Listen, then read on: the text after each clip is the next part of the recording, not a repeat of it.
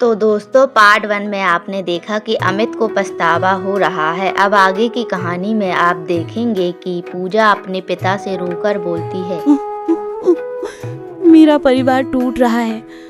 मैं अभी शादी नहीं करना चाहती पापा। जब तक मेरा परिवार फिर से एक साथ नहीं हो जाता तब तक मैं शादी नहीं करूंगी। मगर बेटा ऐसा कैसे हो सकता है? अब अमित पता नहीं कभी वापस लौट के आएगा या नहीं। क्या जब तक तुम्हारी शादी नहीं करेंगे हम लोग? अगर अमित वापस नहीं आया तो मैं शादी तो करनी पड़ेगी बेटी, क्योंकि बेटियों को शादी करके जाना ही होता है एक ना एक दिन, और अपने ससुराल में रखना पड़ता है। अमित अपनी ज़िंदगी में खुश है तो हम भी क्यों ना अपनी ज़िंदगी में खुश रही हो। तुम भी अपनी ज़िंदगी में खुश रहो बेटा। और तुम्हारे बड़े भैया राजेश और छोटा भाई रोहित और तुम्हारी बड़ी भाभी भी तो हैं तुम्हारे साथ।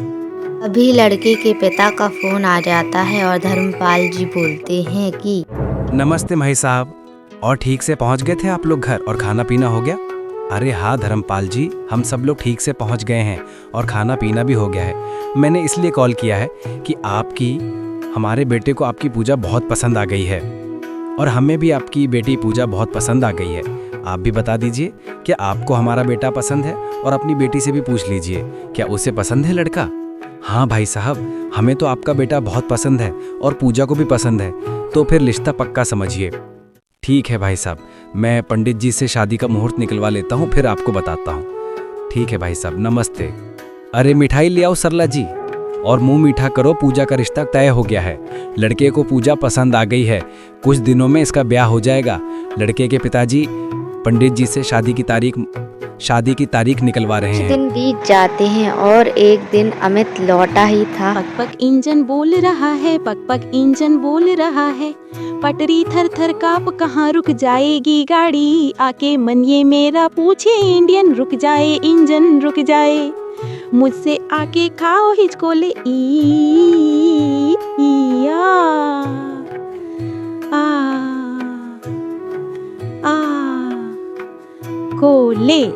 ले। तभी रीना अमित से पूछती है, क्या हुआ? आज आप बहुत थके हुए लग रहे हैं, चिल करो थोड़ा, जिंदगी में कितनी मजे। तुम्हें क्या बताऊं, अब बिजनेस में थोड़ा नुकसान हो रहा है।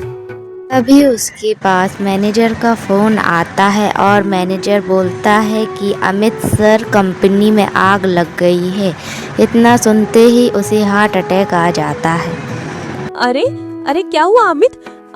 अरे अमित क्या हो गया? कुछ बोलो तो। अमित के जवाब ना देने पर वह उसे तुरंत हॉस्पिटल ले आती है और अपनी माँ को फोन लगाकर बातें करती हैं।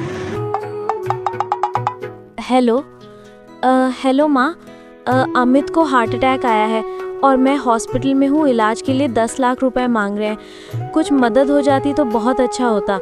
मैं आपको धीरे धीरे वापस कर दूंगी सारे पैसे, और आप लोग जल्दी हॉस्पिटल आ जाइए। यहाँ कोई नहीं है, मैं बिल्कुल अकेली पड़ गई हूँ। अरे बेटा, हम लोग तेरे मामा के यहाँ आए हैं और तुम्हारी नानी की तबीयत सही नहीं है, उनको देखने आए हैं। और पैसे का इंतज़ाम तो अभी नहीं हो पाएगा क्योंकि पैसे तेरे मामा को दे दिए हैं नानी के इलाज के लिए। तुम अपने ससुर जी या बड़े भैया से पूछ लो, उनके पास कुछ हो तो वो दे देंगे। अरे भाभी, वो मैं ये कह रही थी, अमित को हार्ट अटैक, अचानक से अमित को हार्ट अटैक आ गया है और मैं हॉस्पिटल आई हुई हूँ इलाज के लिए। 10 लाख रुपए मांग रहे हैं डॉक्टर, और मैं अपनी माँ को भी फ़ोन लगाई थी पर वो घर पर नहीं है, और मैं पैसे का इंतज़ाम कैसे करूँ भाभी, मुझे समझ नहीं आ रहा है। अमित को तो हार्ट अटैक आ गया है तो पैसे कैसे निकालें, और मेरे पास इतने पैसे नगद नहीं रखे हैं। आप बड़े भैया से बोलकर कुछ मदद कर दीजिए और आप जल्दी से हॉस्पिटल आ जाइए, मैं बिल्कुल अकेली पड़ गई हूँ। अरे रीना, तुम रो मत, हम लोग बस अभी आ रहे हैं, और पैसे की चिंता मत करो, राजेश सब ठीक कर देंगे। इतना कहकर वह फोन रख देती है और तभी तुरंत ही उसके बड़े भैया भाभी आ जाते हैं और बोलती है,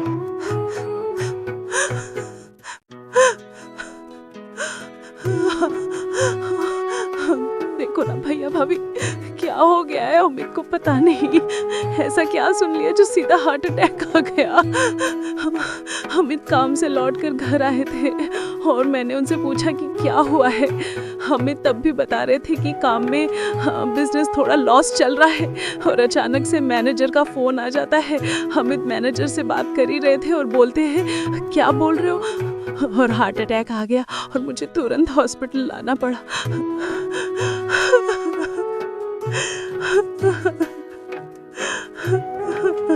तुम परेशान मत हो रीना, मैं सब ठीक कर दूंगा और पैसे की टेंशन मत लो, मैं पैसे भर दूंगा। तुम बस अमित का ख्याल रखो और मैं पता करता हूँ कि आखिर ऐसा क्या सुन लिया मैनेजर से अमित ने जो उसे सीधा हार्ट अटैक आ गया। मुझे पता है कि बिजनेस में थोड़ा लॉस चल रहा है, मैं सब देख देख करता रहता हूँ, इसीलिए मैंने थोड़ा ध्यान दिया कि अमित के बिजनेस में थोड़ा लॉस हो रहा है। मैं अभी मैनेजर से बात करके क्लियर कर लेता हूँ कि आखिर क्या बात हो गई, और तुम टेंशन मत लो। अमित की तबीयत अब ठीक हो गई थी और राजेश उसे घर वापस ले आया था। और फिर राजेश उसे समझाता है कि सुनो अमित, अभी तुम बिजनेस के बारे में कुछ दिन मत सोचो। मैंने मैनेजर से बात कर ली है, मुझे पता चल गया है कि क्या हुआ है कंपनी में। आग लग गई है तो उसमें तुम इतना परेशान हो गए। तुम हमसे बात करते, आखिर हम किस लिए हैं? अभी पापा जिंदा हैं जो कि सारी परेशानियों को खत्म कर सकते हैं, और तुम इतनी छोटी बात पर इतना प्रेशर ले लेते हो कि तुम्हें हार्ट अटैक आ गया। इसीलिए तुम अभी कुछ दिन बिजनेस से दूर रहो और हो सके तो अपनी सेहत पर ध्यान दो। और माँ तुम्हें बहुत याद कर रही थी, और पूजा की शादी भी पक्की हो गई है, वो भी तुम्हें बहुत याद कर रही है। कभी घर आकर मिल जाना। अब हम जा रहे हैं, जैसा भी हो कॉल करके बता देना। इतना कहकर वे दोनों अपने घर के लिए निकल जाते हैं और अमित और रीना वहीं खड़े होकर सब देखते रहते हैं। और ऐसे ही दूसरे दिन पूजा अमित को देखने के लिए घर आती है। तब अमित बोलता है, अरे पूजा, तुम यहाँ कैसे आ गई? यहाँ का एड्रेस तुम्हें मालूम था क्या? अरे आओ बैठो तो, और बताओ कैसी हो?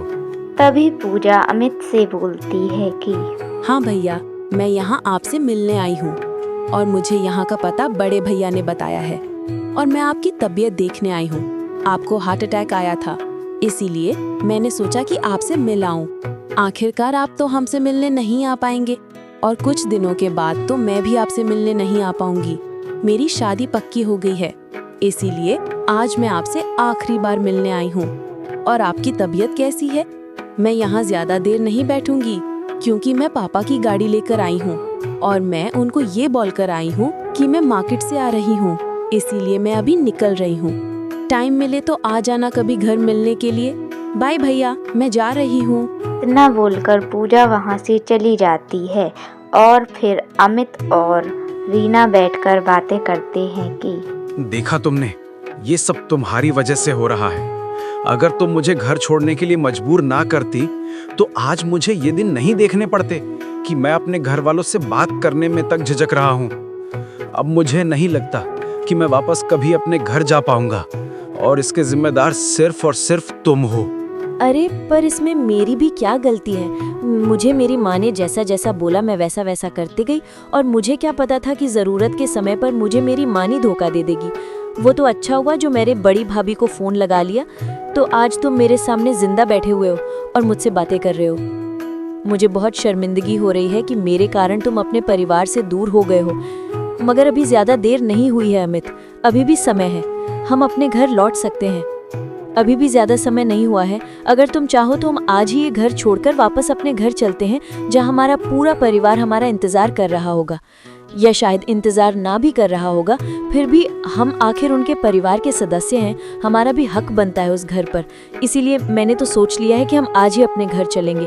मैं अभी सारा सामान पैक कर लेती हूँ और हम अभी निकल चलते हैं। अरे वाह, तुम्हारा तो हृदय परिवर्तन हो गया। मुझे विश्वास नहीं हो रहा है कि ये तुम बोल रही हो, परंतु मुझे इस बात की बहुत खुशी है कि तुम्हें ठोकर लगने के बाद अक्ल तो आ ही गई है।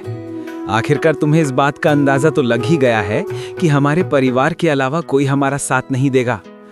चलो, ये तो बहुत अच्छा हुआ कि भगवान ने हमें ज्यादा दिन परेशान नहीं किया और हमें कम उम्र में ही अपनी गलती का एहसास हो गया।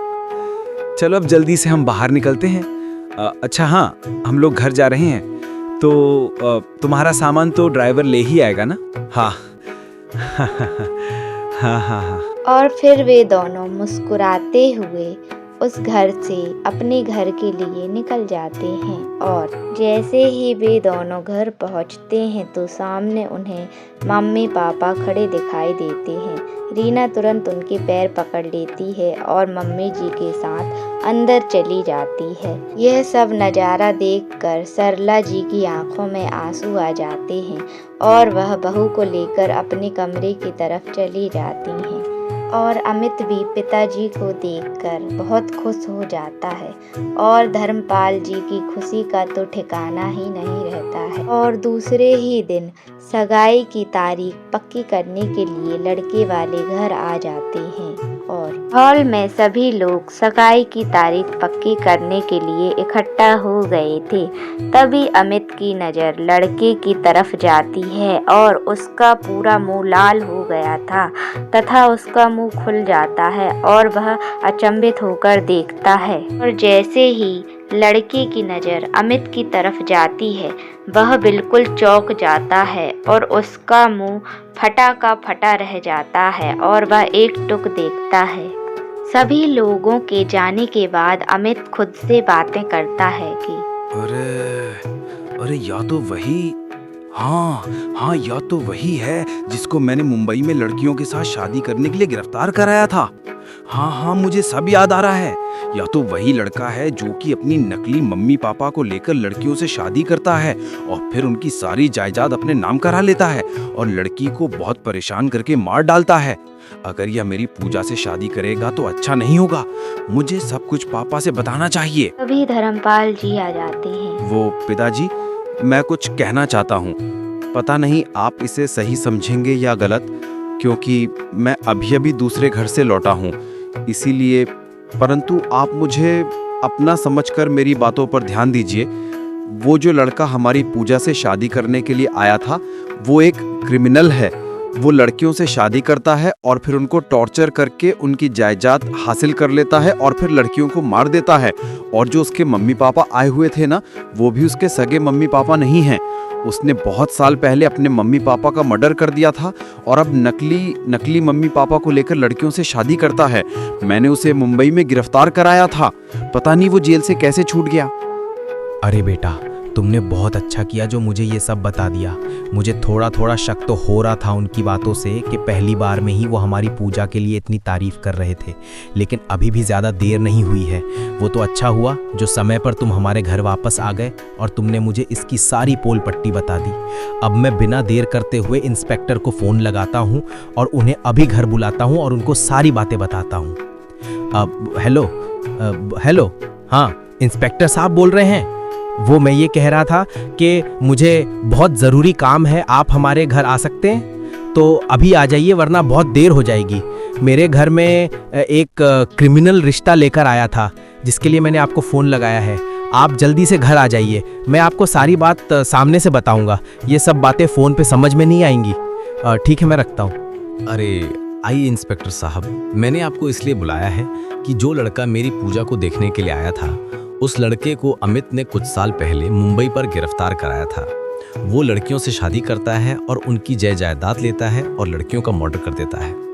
उसने कई साल पहले अपनी माता पिता का भी मर्डर कर दिया था और अब वो नकली माता पिता को लेकर लड़कियां देखने चाहता है और फिर उन लड़कियों की जिंदगी बर्बाद कर देता है। इसीलिए मैंने आपको बुलाया है कि आप इस विषय पर अधिक ध्यान दीजिए और कोशिश कीजिएगा कि इस बार वो हमेशा के लिए गिरफ्तार किया जाए। उस पर ऐसी सजा दिलाइएगा कि वो उम्र भर के लिए जेल की सजा काटे। जी, बहुत अच्छा किया आपने धर्मपाल जी जो मुझे तुरंत फ़ोन लगा दिया, क्योंकि हमारे पास कुछ दिनों पहले ही इस लड़के को पकड़ने के लिए ऑर्डर आ चुका था। कलेक्टर साहब ने हमें महीने भर पहले ही इस विषय पर ध्यान देने के लिए कहा था कि हमारे एरिया में वो लड़का मुंबई से छुटकर आया है और हमें उसे ढूंढना ही होगा और इस बार उसे उम्र कैद की सज़ा दिलानी होगी। आपका बहुत बहुत धन्यवाद जो आपने हमें जल्दी से जल्दी कॉल कर लिया। मैं अभी जाता हूं और उसके लिए एक एफआईआर दर्ज करता हूं जिसमें उसे उम्र कैद की सज़ा सुनाई जाए और गवाही के लिए आप लोग को भी बुलाया जाएगा। तो आप लोग गवाही के लिए उपस्थित हो जाइएगा। अब मैं जाता हूं और जो कुछ भी ज़रूरत होगी मैं आपको फ़ोन कर लूँगा। धन्यवाद धर्मपाल जी। इतना कहकर वह इंस्पेक्टर चला जाता है और लड़के वालों को जेल हो जाती है और उसी दिन सभी लोग छत पर बैठकर खुशी मनाते हैं। तो कैसी लगी आपको ये कहानी? कैसा लग रहा है इन लोगों को इतना खुश होते हुए देखकर? अरे इन लोगों के बीच में आपको कोई कमी नजर नहीं आ रही क्या? आप भी वहीं सोच रहे हैं कि घर का छोटा बेटा कहाँ गया? तो अरे यहाँ तो देखिए, थोड़ा साइड में। नहीं तो बता रहा हूँ आप लोगों को। तो इतनी परेशानियों के बाद अब हमारा परिवार फिर से एक हो गया है और इस बात की खुशी तो आपको दिख ही रही है। अब आप लोग दूसरी कहानी में क्या देखना चाहते हैं हमें कमेंट में बताइएगा, ताकि हम आपकी पसंद की कहानियां लेकर आएं। धन्यवाद। और चैनल को सब्सक्राइब जरूर कर लीजिएगा मेरे प्यारे प्यारे दर्शकों। अरे अरे कहाँ जा रहे हैं आप लोग? जरा इन लोगों की खुशी को भी देख लीजिए, कितना आनंदमय दृश्य है। बहुत ही खुशी मिल रही है ये सब देखकर। मगर आप लोगों को कुछ कमी नजर नहीं आ रही? हाँ, आप लोगों को मैं कहाँ याद हूँ दोस्तों, भूल गए हो मुझे? जरा साइड में देखिए। हाँ, मैं ही बोल रही हूँ, मैं पूजा। आखिरकार मेरी वजह से ही तो सभी लोग एक साथ आ पाए हैं। अगर आप लोगों को हमारी कहानियाँ अच्छी लगती हैं तो हमें कमेंट में प्लीज़ कमेंट कर दीजिएगा कि आपको कैसी कहानियाँ पसंद आती हैं, तो हम आपके लिए वैसी ही कहानियाँ बनाएंगे। और प्लीज़ दोस्तों, हमारे चैनल को सब्सक्राइब कर लीजिए। हमें आपके सब्सक्राइब की बहुत ज़रूरत है और हमें आपकी व्यूज़ की भी बहुत ज़रूरत है। आगे ही हमारी नई कहानी आपका इंतज़ार कर रही है। आपके लिए एक और मज़ेदार कहानी तैयार की गई है, आप ज़रूर देखिएगा। धन्यवाद। Subscribe, like, comment and share. Thank you for watching मेरे प्यारे दोस्तों। और ऐसे ही एक हंसता खेलता परिवार हमेशा के लिए फिर से एक हो जाता है। इसीलिए सभी लोग मेरे साथ गाइए। जन्मों के साथी हम साथ साथ हैं। जन्मों के साथी हम साथ साथ हैं। बंधे हैं पहली गांठ से। हम साथ हैं। बंधे हैं पहली गांठ से। हम साथ हैं।